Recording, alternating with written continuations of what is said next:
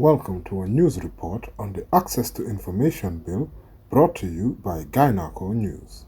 Yusuf Taylor reporting. The Gambia's National Assembly have accepted a report with amendments on the Access to Information Bill.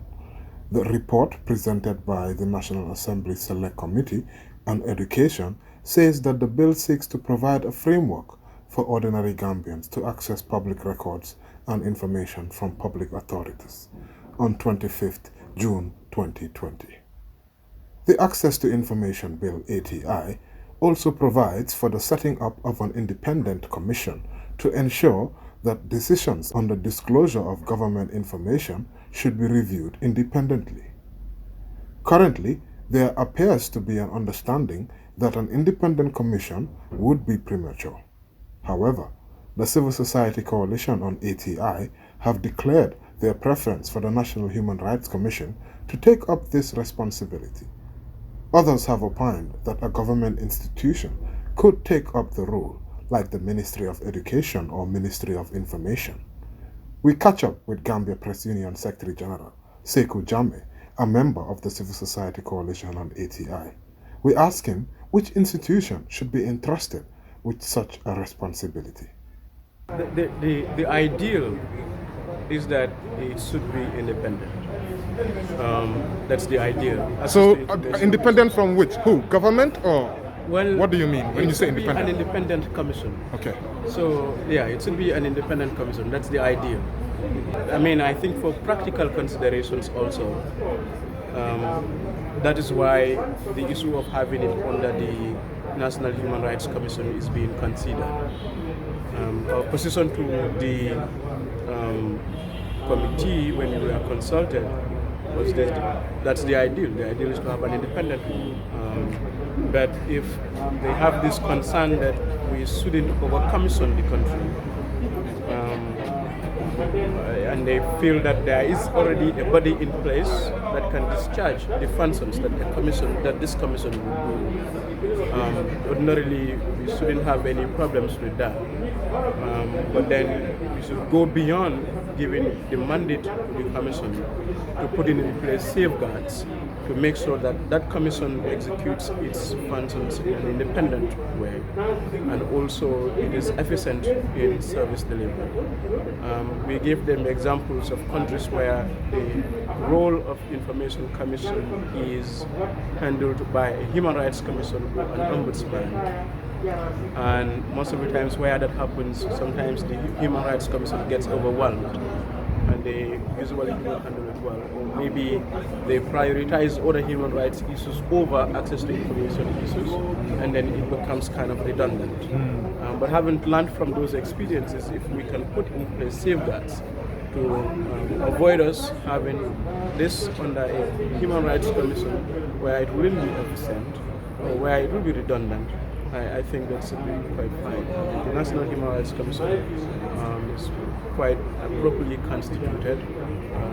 It did indicate that, of course, there are lots of questions over their independence with regards to the standards that are established under the Paris Principles. But then, to a degree of satisfaction, I think the National Human Rights Commission is properly constituted. And if adjustments are made, they should be quite well placed to handle this.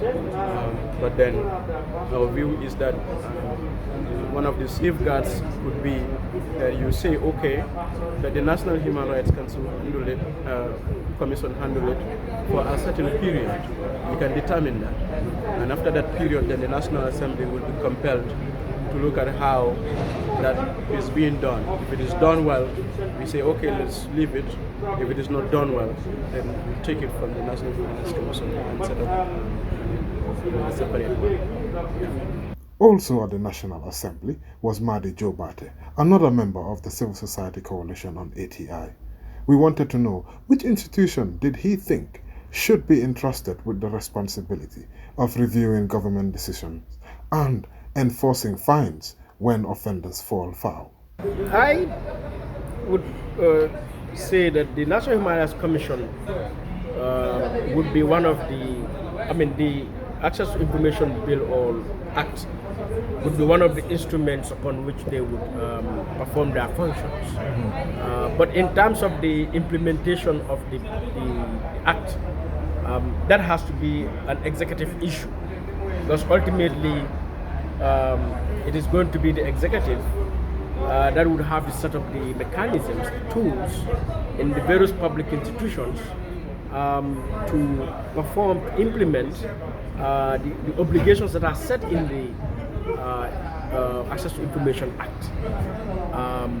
But indeed, the National Human Rights Commission would be a body that would look at the Act to determine how well or not it is implemented. So for me, I wouldn't say it is a matter of either or.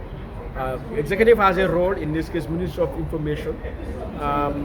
The National Human Rights Commission has a role, to make sure that citizens are enjoying these rights, and if they are not, what are the reasons, what are the gaps?